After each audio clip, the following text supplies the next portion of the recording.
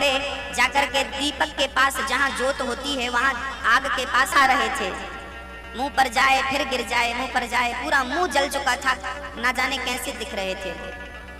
राजा डर गए, महाराज जी मैं आपसे प्रश्न कर रहने वाला है। लोगों ने बोला हाँ आज फलाने की बहू बस वहाँ डिलीवरी होने ही वाली है। राजा गए, बोले बच्चा हो तो पहले मेरे गोद में लाना। जब बच्चा हुआ तो राजा के गोद में लाकर दिया। राजा ने उस बच्चे से पूछा कि महात्माओं ने आपके बारे में कहा है, बताइए कि मैंने कौन सा पुण्य किया है जिसके कारण मैं राजा बना। इतने सारे लोग मेरे टाइम पे जन्म लिए हैं, एक ही मुहूर्त है, एक ही नक्षत्र है, एक ही समय है, एक ही राशि है, एक ही नाम है, पर मैं राजा बना, वो क्यों नहीं बने। तब उस बच्चे ने कहा देखो महाराज जल्दी तो हमें भी है, हम अभी अभी पैदा हुए हैं, बस मरने वाले हैं, लेकिन आपका उत्तर देते हैं इसके बाद हम मर जाएंगे। अच्छा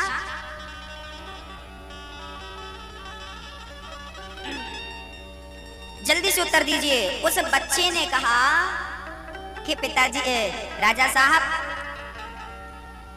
वो जो संत अपना मांस खा रहा था, एक वो संत जो अंगार खा रहा था, और एक मैं और एक आप, हम चारों पिछले जन्म में सगे भाई थे। हम चारों सगे भाई थे। एक बार हम जंगल में रास्ता भटक गए थे, हमें बड़ी भूख लगी थी, तो हम चारों को एक गांव में एक एक रोटी प्राप्त हो गई। कहीं पर भंडारा था तो भंडारे में पूरा सामान खत्म हो चुका था, केवल 4 रोटियां बची थी, तो हम चारों को एक एक रोटी मिल गई थी।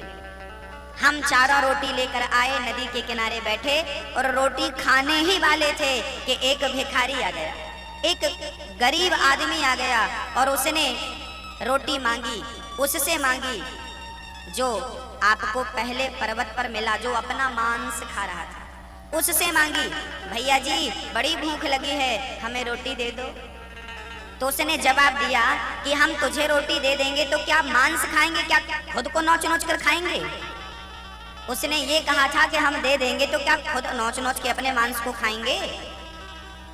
आज वो सचमुच अपना ही मांस नोच नोच के खाने पर मजबूर है।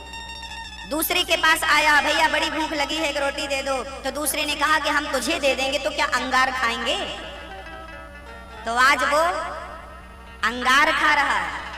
और मेरे पास आया तो मैंने कह दिया था कि हम ये रोटी तुझे दे देंगे, भाई हम तो भूखे हैं, हम तुझे दे देंगे तो मर नहीं जाएंगे, तो हम देखो अभी पैदा हुए बस मरने वाले हैं। लेकिन आपने, जब वो आपके पास आया भिखारी, तो आपने अपनी आधी रोटी तोड़कर उस भिखारी को देकर अपने पास बिठाया था और प्रेम से अपने हाथों से आपने उसे रोटी खिलाई थी। पिछले जन्म में आधी रोटी आपने एक भूखे को खिलाई थी, इसलिए आप राजा बने हैं और कोई राजा नहीं बना। इसका अर्थ यह है कि हम यदि सुख पाते हैं तो उसके पीछे हमारा पुण्य होता है, और हम दुख पाते हैं तो उसके पीछे हमारे गुनाह, हमारे अपराध, हमारा पाप होता है। क्योंकि पाप का फल दुख है और पुण्य का फल सुख है। को ना काहू को सुख दुख कर दाता, निज कृत कर्म भोग सब भ्राता। इसलिए मैं आपसे निवेदन किया करता हूँ, किसी जरूरतमंदों की जरूरतें आप जब पूरी करते हैं ना, तो मुझे लगता है इससे बड़ा पुण्य का कोई काम हो ही नहीं सकता। कल आप लोगों के सहयोग से 5 बेटियों का घर बसाया गया। इसी मंच से 5 बेटियों का कल यहाँ पर विवाह हुआ, आपने देखा, दिशा टीवी के माध्यम से पूरे देश ने देखा, और आगामी कथाओं में भी बेटियों का विवाह है। आपका यही सहयोग, आपका यही प्यार मिलता रहे तो ये अच्छे कार्य निरंतर चलते रहेंगे। गोपियाँ सेवा में लगी हैं, देखो ना। हाँ, जब भगवान श्री कृष्ण ने उद्धव जी को पठाया, उद्धव आज हमें गोपियों की याद आ रही है। अच्छा, भगवान भी ना अपने भक्तों को याद करते हैं। भक्तों याद रखना, ईश्वर अपने भक्तों को एक पल के लिए भूलते नहीं हैं। आज भगवान को याद आ गई, हमें गोपियों को हम कैसे भूल जाएंगे। आज भगवान रो रहे हैं यमुना के पावन तट पर बैठ करके। उद्धव जी ने देखा कन्हैया रो रहे हैं, प्रभु क्यों रो रहे हैं। कहने लगे, श्याम सुंदर आज मुझे अपनी गोपियों की याद आ रही है। अच्छा उद्धव, एक बार तुम वृंदावन चले जाओ और मेरी गोपियों से कह देना कि वो रोए ना, मैं उन्हें बहुत प्रेम करता हूँ। अपना संदेशा भगवान उद्धव को देते हैं और उद्धव से कहते हैं कि आप चले जाओ। यहाँ एक प्रश्न खड़ा होता है, यदि कृष्ण इतना प्रेम करते हैं गोपियों से तो खुद क्यों नहीं चले गए, उद्धव को क्यों भेजा? इसके पीछे कारण है, अभी भगवान मथुरा में है और आज भगवान यदि गोपियों से मिलने चले भी जाते हैं, मथुरा से वृंदावन की दूरी ज्यादा से ज्यादा 10 और 12 किलोमीटर के अंदर है। चाहते तो भगवान रोज जाकर मिलते गोपियों से, पर नहीं मिले एक बार भी।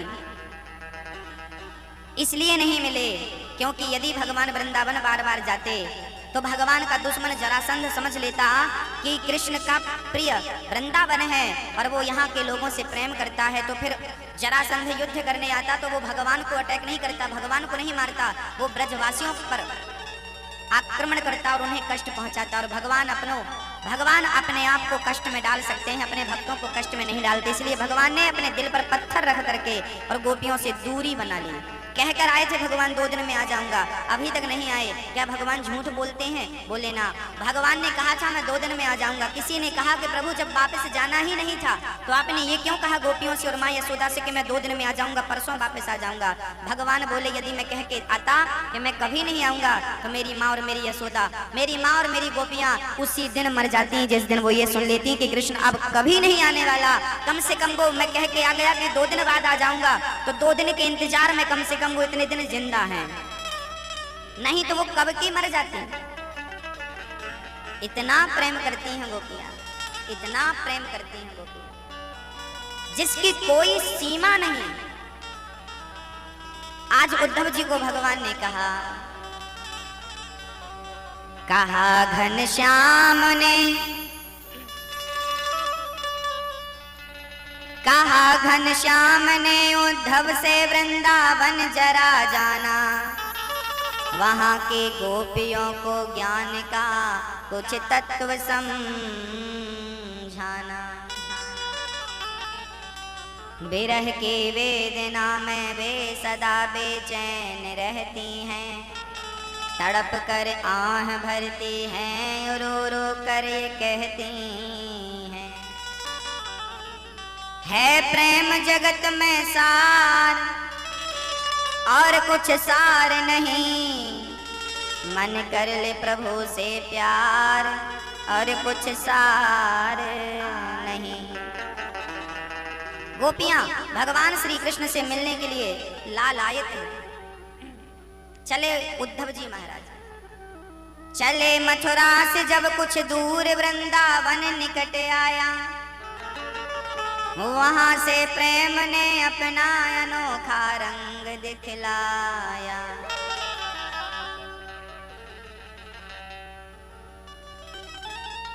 उलझ कर वस्त्र में कांटे लगे उद्धव को समझाने, तुम्हारा ज्ञान पर्दा फाड़ देंगे प्रेम दीवाने। उद्धव जी बोले कन्हैया मैं अभी जाता हूँ, आज वृंदावन जाकर गोपियों को शिक्षा देकर आता हूँ, समझा कर आता हूँ। गोपियों को सिखाने समझाने ज्ञान देने चले उद्धव जी। और जैसे वृंदावन आए तो वहाँ की भूमि कैसी थी? प्रेम और भाव की भूमि, श्रीधाम वृंदावन। उद्धव जी जब रथ से उतरे और किसी से पूछा भैया ये कृष्ण कहाँ मिलेगा, ये यशोदा माँ कहाँ मिलेगी, तब उद्धव जी का दुपट्टा कांटों में उलझ गया। सुलझाए तो दुपट्टा फट गया, बड़ा महंगा बड़ा कीमती दुपट्टा फट गया। मानो ब्रज के वो कांटे कहते हैं उद्धव ज्ञान का पहाड़ा लेकर आए हो प्रेम की नगरी में। यहाँ ज्ञान का नहीं, यहाँ तो प्रेम का काम है। यहाँ ज्ञान से ईश्वर को नहीं जाना जा सकता, ज्ञान से ईश्वर तक नहीं पहुंचा जा सकता, लेकिन प्रेम से पहुंचा जा सकता है। उद्धव जी ज्ञान के प्रकांड विद्वान थे, श्री बृहस्पति के शिष्य थे श्री उद्धव जी महाराज। वो ज्ञान तो जानते थे पर प्रेम नहीं जानते थे। नैष्कर्म्यप्युचित भाव वर्जितम न शोभते ज्ञान मलम निरंजनम। शास्त्र कहते हैं कि ज्ञान की शोभा प्रेम के बिना और भक्ति के बिना कभी नहीं होती। क्या चाहिए भगवान को? ज्ञान तो ठीक है पर प्रेम चाहिए। अच्छा मैया एक बात बताओ, आप अपने पति से क्या चाहती हो? धन चाहती हो, दौलत चाहती हो कि उसका सच्चा प्रेम चाहती हो? बोलो क्या चाहती हो मैया जी? हाँ प्रेम। हर स्त्री हर पत्नी वो घास की झोपड़ी में भी खुश रह लेती है यदि पति प्रेम करता है तो। और पति प्रेम नहीं करता और वो सोने के महलों में है तो किस काम की जिंदगी। याद रखना भक्तों, प्रेम से घास की कुटिया भी स्वर्ग बन जाती है। प्रेम से यदि एक पत्नी अपने पति से प्रेम की अपेक्षा रखती है, यदि एक पत्नी अपने पति से प्रेम चाहती है, तो क्या भगवान अपने भक्त से सोना चांदी हीरा मोती चाहता है? अरे वो भी तो सच्चा प्रेम चाहता है अपने भक्तों से कि मेरा भक्त मुझे कुछ ना दे, कुछ ना करे, केवल मुझसे सच्चा प्रेम करे, केवल प्रेम। मीरा ने प्रेम ही तो किया था, नानक ने प्रेम ही तो किया था, तुलसीदास जी ने प्रेम ही तो किया था। वृंदावन में एक भक्त रहते थे, वो रोज बिहारी जी के मंदिर में सवेरे 8:30 बजे जाया करते थे, रोज का नियम था। जब वो बिहारी जी के मंदिर जाते और देखते तो वहां पर केवल एक ज्योति नजर आती, दीपक, एक प्रकाश नजर आता, क्योंकि बिहारी जी के मंदिर में आज भी लाइट नहीं लगी। बिहारी जी के मंदिर में जो गर्भगृह है ना, वहां पर आज भी लाइट नहीं लगी, वहां पर दीपक के प्रकाश से ही बिहारी जी का आज भी दर्शन होता है, बहुत लाइट नहीं है। उस टाइम पर तो और केवल दीपक था और दीपक के प्रकाश से ही बिहारी जी को देखना रहता था।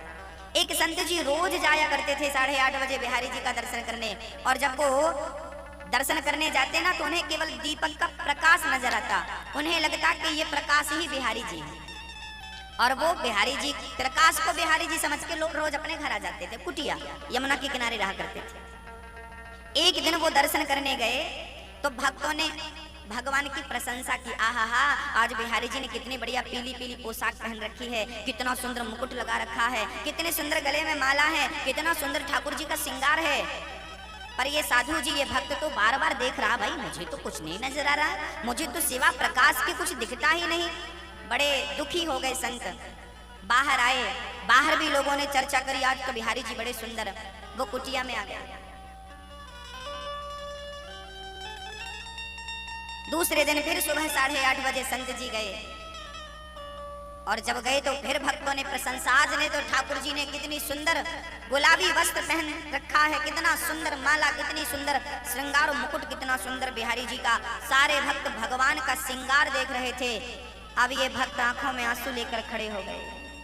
अब उन्हें यकीन हो गया साधु जी को कि बिहारी जी सबको दर्शन दे रहे हैं, बस मैं अभागा हूँ, मुझे बिहारी जी दर्शन नहीं दे रहे हैं। सबको क्यों भैया, आपको बिहारी जी दिख रहे हैं? हाँ हाँ बाबा देखो, आपको नहीं? नहीं नहीं, मुझे तो केवल प्रकाश प्रकाश दिख रहा और कुछ है ही नहीं, अंदर मंदिर खाली, केवल प्रकाश। मैं तो इतने दिन से प्रकाश को बिहारी जी मानकर आता था।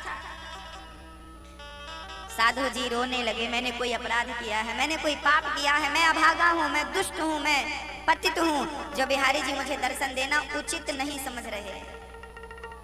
आज संत जी निकल गए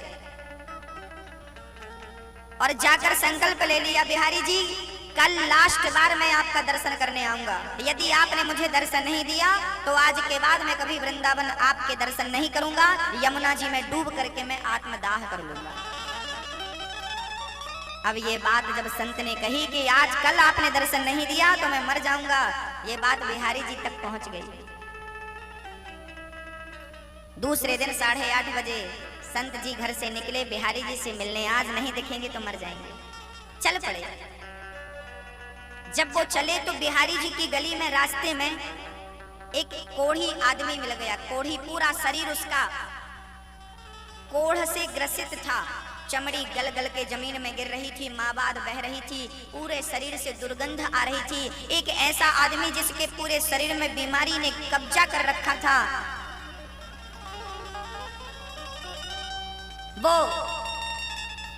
वो कोढ़ी सबसे पूछता, भैया मेरा कोई इलाज है क्या, मेरा कोई इलाज है क्या? तभी किसी ने कहा कि ये बाबा जी आ रहे हैं, इनका पांव पकड़ लेना, और ये जब तक ये ना कह दें कि तेरा कोढ़ बिहारी जी की कृपा से ठीक हो जाएगा, तब तक तो इनके पांव मत छोड़ना। कोढ़ी देखने लगा, बाबा जी वहीं से निकले, और जब निकले तो पांव में गिर पड़ा, महात्मा जी कृपा करो, कृपा करो, मैं बड़ा दुखी हूँ, पूरा शरीर रोग से घिरा हुआ है, आप आशीर्वाद दो मेरा रोग ठीक हो जाए। संत जी बोले भाई आप कौन हो? महाराज मैं रोगी हूँ। आप बड़े पहुंचे संत हैं। संत की आंखों में आंसू आ गया। महाराज बेटा तू ऐसा क्यों बोल रहा है कि मैं पहुंचा हुआ संत हूँ? अरे पहुंचा हुआ संत होता तो बिहारी जी मुझे दर्शन देते ना। देखो ये सारे लोग बिहारी जी के मंदिर से निकल रहे हैं, इनको तो दर्शन हो रहा है और मैं अभागा हूँ, मुझे दर्शन ही नहीं होता, तो मैं कैसे पहुंचा हुआ संत हूँ? तू इनके पाँव पकड़, शायद इनकी कृपा से इन्हें बिहारी जी ने दर्शन दिया है, शायद इनकी कृपा से तेरा रोग ठीक हो जाए।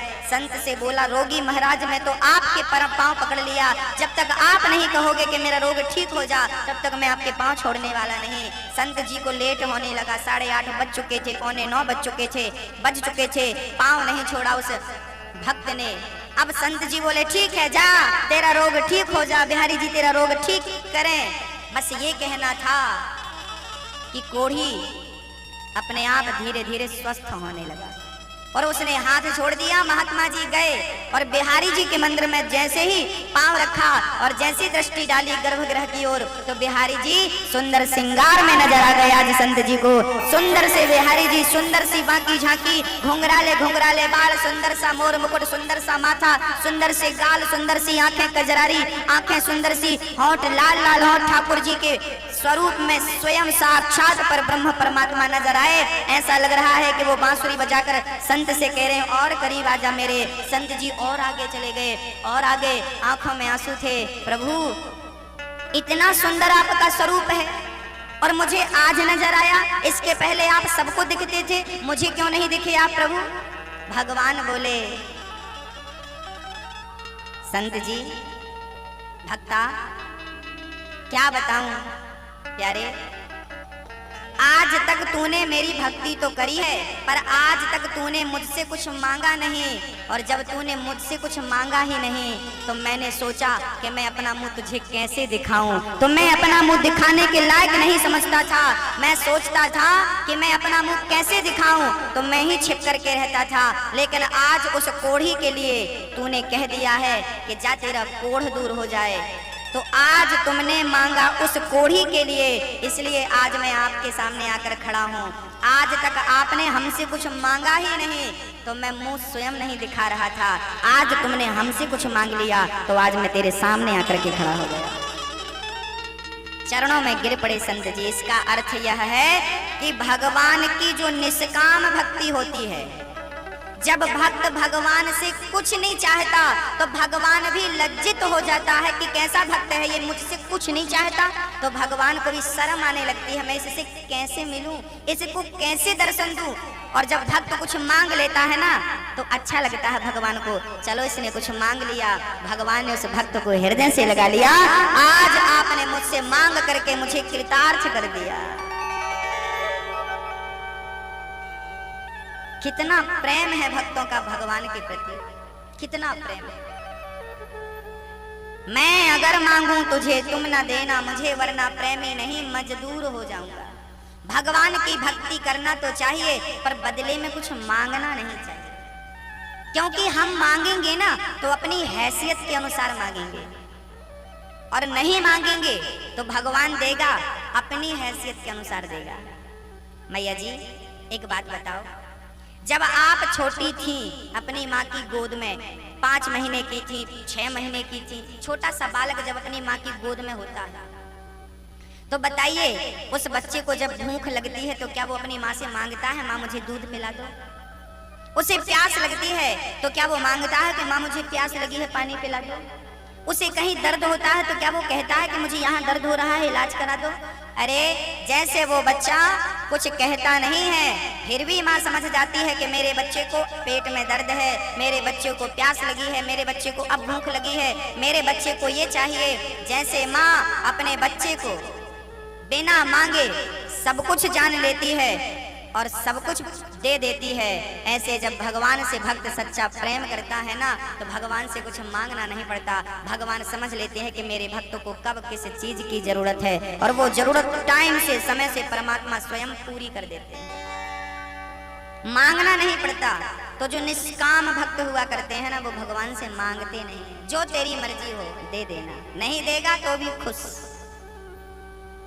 गोपियों के पास उद्धव जी चले, गोपियां कहती हैं ऐ उद्धव हमें ज्ञान की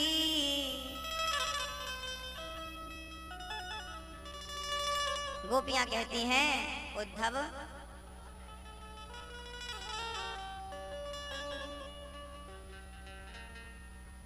हम प्रेम करना जानती हैं, हम ज्ञान नहीं जानते।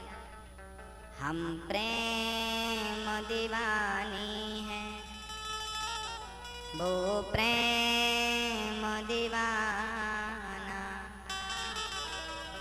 ऐ उद्धव हमें ज्ञान की, ऐ उद्धव हमें ज्ञान की पोथी न सुनाना।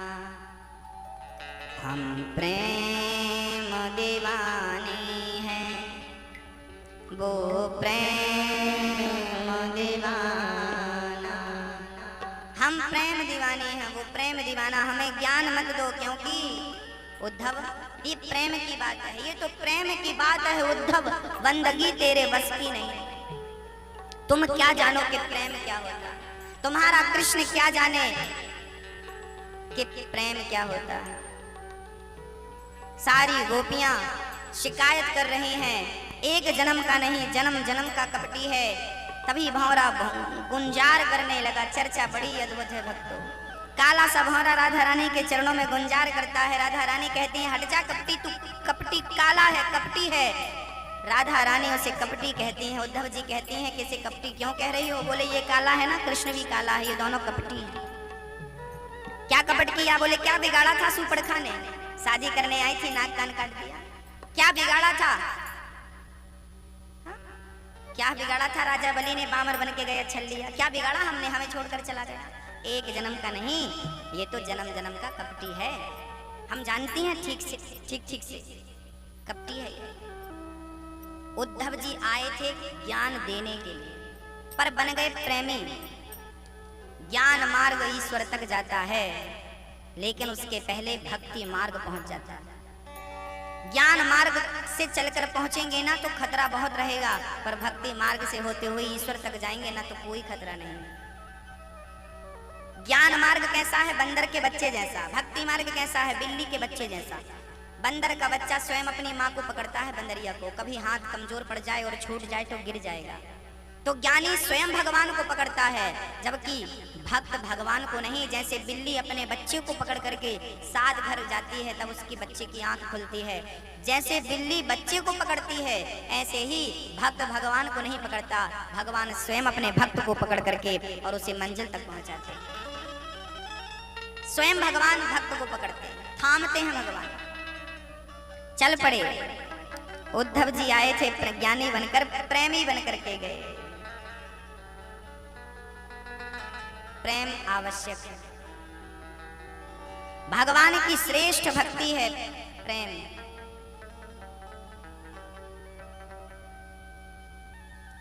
आज उद्धव जी गए, कन्हैया तुम बड़े कपटी हो। तब भगवान ने अपने हृदय में उद्धव को ब्रज का दर्शन कराया। ये लो, ये रहा ब्रज, ये रही गोपियां, ये रही यशोदा। ये प्रभु आपके हृदय में सब, हाँ भगवान के हृदय में सब है। ये तो केवल उद्धव के अहंकार को नष्ट करने के लिए भगवान ने की लीला रची। जब अहंकार में भक्त आ जाता है ना, तो भगवान ही उसका इलाज करते हैं। अब चलते हैं आगे चर्चाओं की ओर। भगवान श्री कृष्ण को सत्राजित जी ने कलंक लगा दिया। आपने हमारी मणि चुरा ली, क्योंकि 4 दिन पहले भाई गया था प्रसेन, आज तक लौट कर नहीं आया। भगवान को चोरी क्यों लगी? क्योंकि भगवान ने गणेश चतुर्थी की चंद्रमा को देखा है, और जो गणेश चतुर्थी की चंद्रमा को देखता है उसे झूठा कलंक लगता है। इसलिए वर्जित है, वर्जित है। जो आपन चाहे कल्याणा, सुजसु सुमति सुभगति सुख नाना। सो पर नार लिलार गोसाई, तजऊ चौथ के चंद्र की नाई। जो पुरुष अपना कल्याण चाहता है, जो स्त्री अपना कल्याण चाहती है, वो देखना छोड़ दे, स्त्री पुरुष को देखना और पुरुष स्त्रियों को देखना छोड़ दें। अरे महाराज जी कैसे काम बनेगा भाई, बिना देखे काम चलता नहीं है। स्त्रियों को तो बाजार में जाओ तो स्त्रियों को भी देखना होता है, पुरुषों को भी देखना होता है, बिना देखे कैसे काम बनेगा? क्या आंखों में पट्टी बांध कर चलें? तब शास्त्रों से पूछा गया कि अब क्या करें, अब जवाब दीजिए। तब शास्त्रों ने कहा कि आंखों में पट्टी बांधने की जरूरत नहीं है। शास्त्रों ने एक नजरिया दिया है कि इस नजरिए से जमाने को देखेंगे ना तो कुछ गलत नहीं होगा, कोई गलत नजर नहीं आएगा।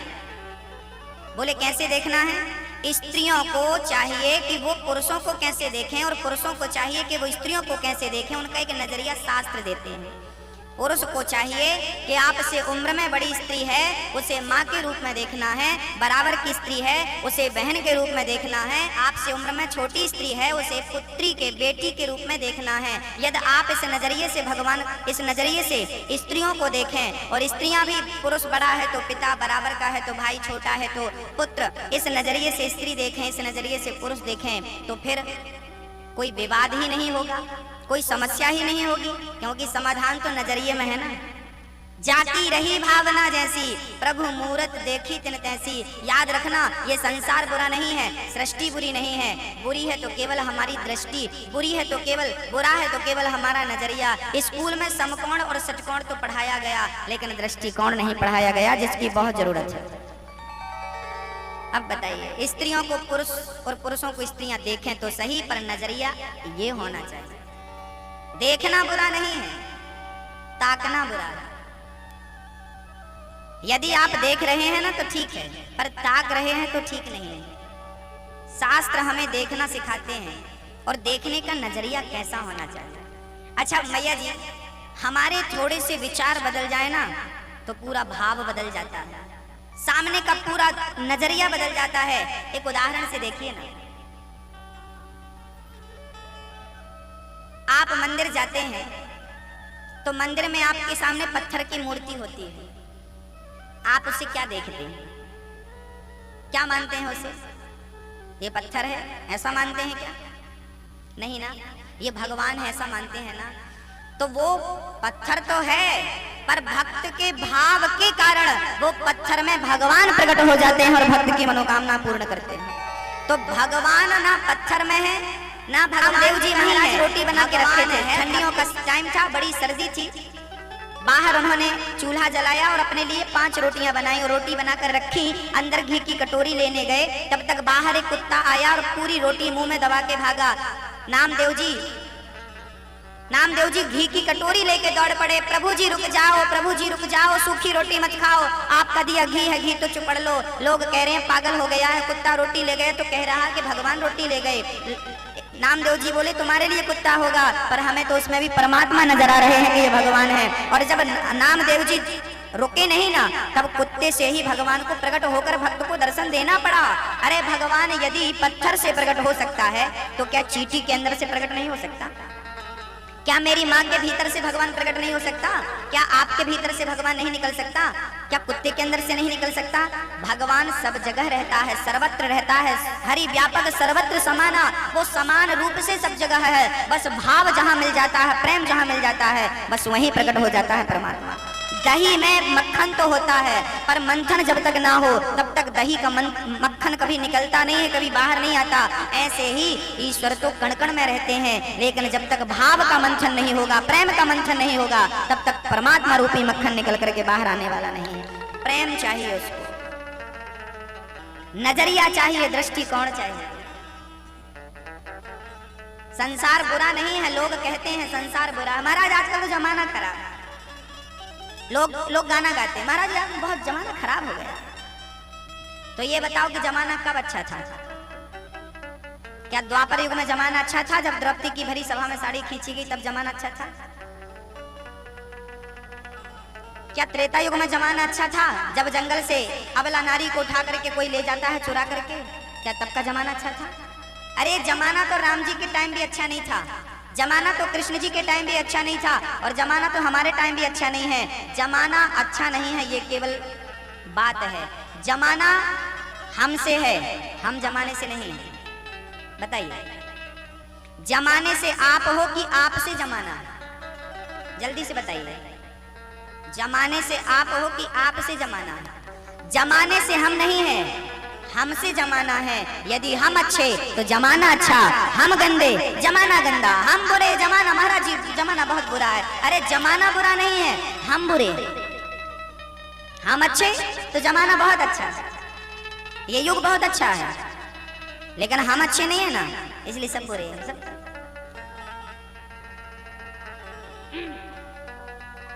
भक्तों, नजरिया, दृष्टिकोण बदलना है। एक कुम्हार चिलम बना रहा था, उसका कारोबार चिलम बनाने का था। एक संत जी ने कहा चिलम मत बना, घड़ा बना, गर्मी का टाइम आने वाला है। कुम्हार ने घड़ा बना दिया, जिस मिट्टी को चिलम बनाने के लिए रखा था उसी मिट्टी का घड़ा बना दिया। घड़ा निकाला, बनाया, सुखाया, पकाया, बाजार में बेचा। किसी यात्री ने घड़े को खरीदा, पानी भरा और उसने उस घड़े को गली में बाहर रख दिया, जो भी आए पानी पिए।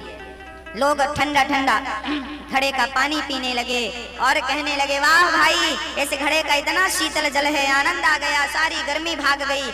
जब सामने वाले लोगों ने कहा कि घड़े का जल हमने पिया, बड़ी शांति मिली, बड़ा सुख मिला, तब उस मिट्टी से आवाज आ गई, जिस मिट्टी से वो घड़ा बना था। उस मिट्टी ने कहा, कुम्हार तेरा बहुत बहुत धन्यवाद, तूने हमें घड़ा बना दिया। यदि तूने हमें चिलम बनाया होता तो हम भी जलते, जो इसे पीता वो भी जलता। तूने हमें घड़ा बना दिया, हम भी ठंडे हैं, जो इसका जल पीता है वो भी शीतलता को प्राप्त होता है। रे कुम्हार, तेरी दृष्टि बदली, हमारी पूरी सृष्टि बदल गई। दृष्टि जिस दिन बदल जाएगी उस दिन सृष्टि अपने आप बदल जाएगी।